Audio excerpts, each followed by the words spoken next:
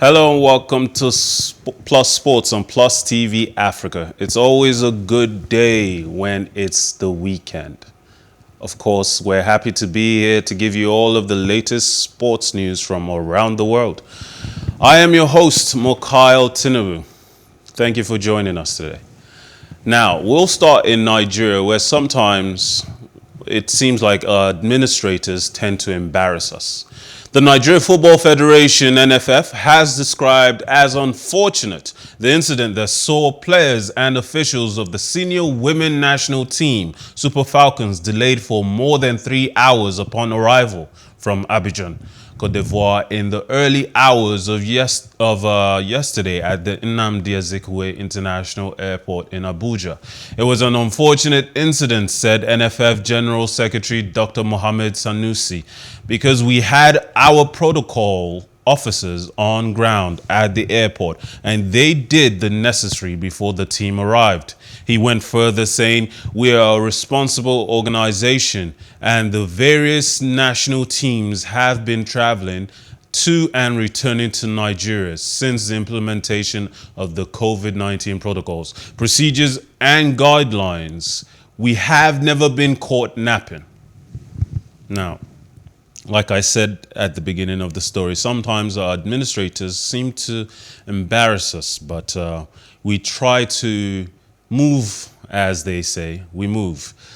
Now, this story is a little more problematic. We've talked in the past about politics affecting sports and how can we try to keep those two things separate.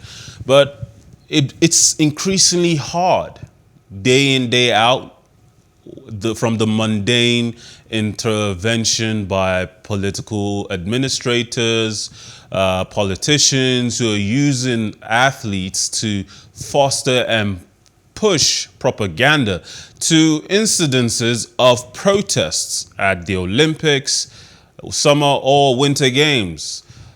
It's harder and harder every day, but we try to stay focused on the sport because the sport itself is supposed to more be the unifying factor, whereas politics can oftentimes be very divisive. In this instance, though, we're going just beyond the boundaries of politics. Even though politics is at the root of this matter, it goes beyond that, all the way to the unfortunate doorsteps of war.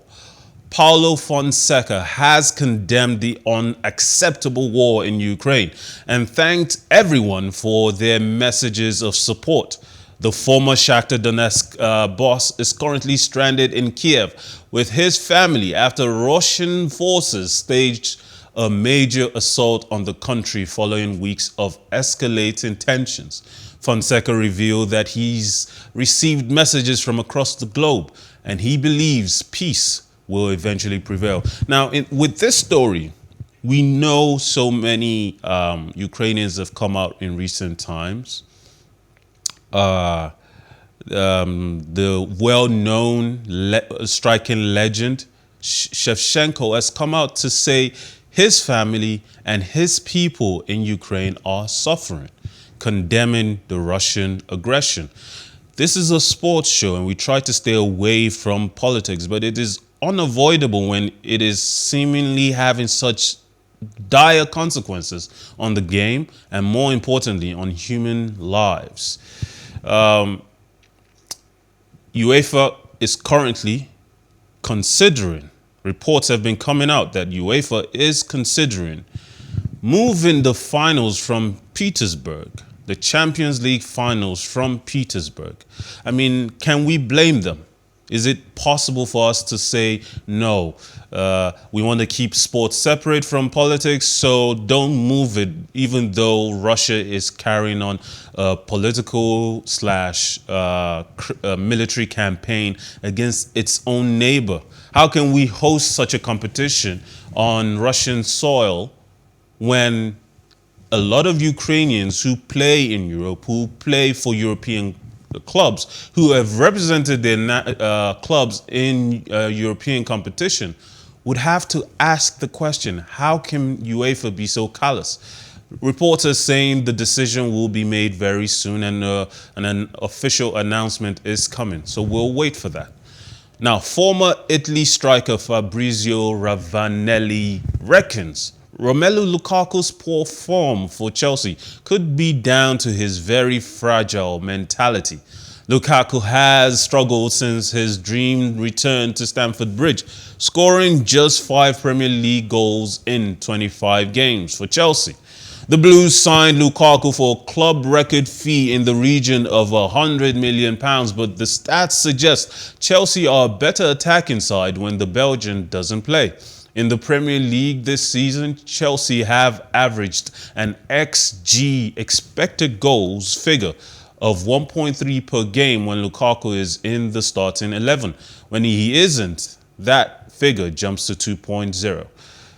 Thomas Tuchel has called for patience with Lukaku, however, and still backs the 28-year-old to score more goals for Chelsea. Now, you might be wondering, Chelsea did so well last season, even without a proper number 9, with Werner still struggling and Kai Havertz stepping up to the plate at the finals of the Champions League to score the only goal that won Chelsea their second ever Champions League trophy. Why did Chelsea need to spend so much on Lukaku? I'll tell you why. Because the number 9 is very important. We saw what happened with Manchester City during the summer. They tried so hard, going as high as £150 million in their attempts to sign Harry Kane. Now, Manchester City are doing very well this season without a recognized striker, but Manchester City are the anomaly. They are not the norm. And Chelsea definitely play in the standardized style of needing a strong number 9 up front to hold up play, create chances for his fellow players and attackers. And since the days of Drogba, Chelsea have struggled to nail down a proper number 9 that is capable of doing that. Diego Costa did it for a while, but a falling out with Antonio Conte led to the Brazilian, who plays for Spain, having to leave the club. If Lukaku were to leave at the end of the season, is Chelsea likely to get even anywhere close to the amount of money they paid for him? Unlikely. And there's still the cost of what it would take to bring in another recognizable number 9 capable of doing everything that Lukaku seems to have failed to do up till now. Yesterday night, Europa competition. Games between Napoli and Barcelona. But there was also Premier League games happening last night. And Arsenal faced off against Wolves. And it took until the very dying minutes for them to get the win. Mikel Arteta was happy to award Arsenal's dramatic winner against Wolves to the tireless Alexander Lacazette. The Frenchman forced an own goal from goalkeeper José Sá in the 95th minute as the Gunners completed a 2-1 comeback victory.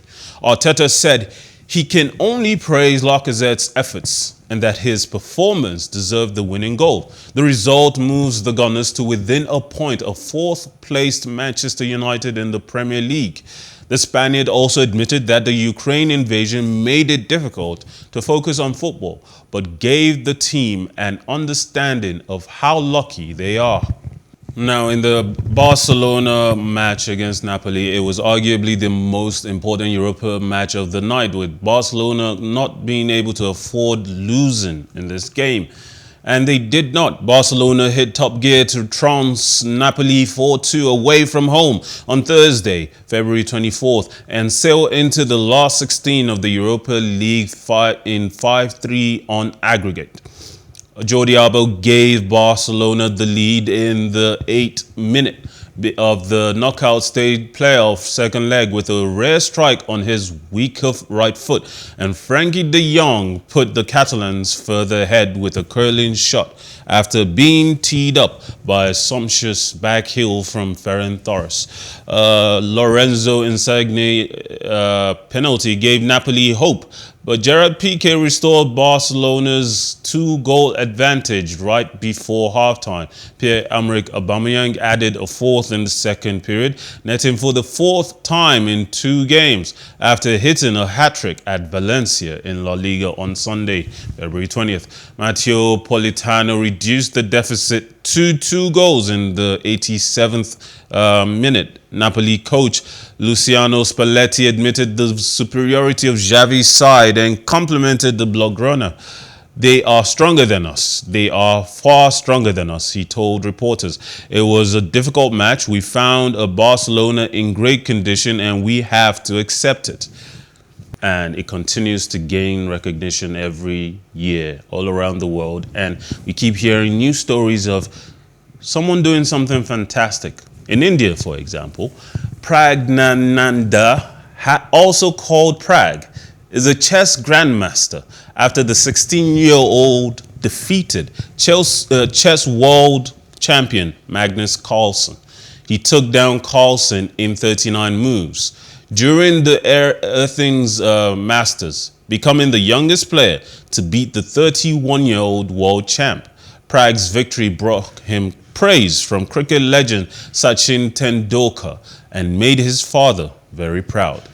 It's always a pleasure coming to you to bring you all the latest sports news from around the world. I know you love it, we love it, and it takes a lot for everyone around here to do the work necessary to give you all that you need on your quest for sports news.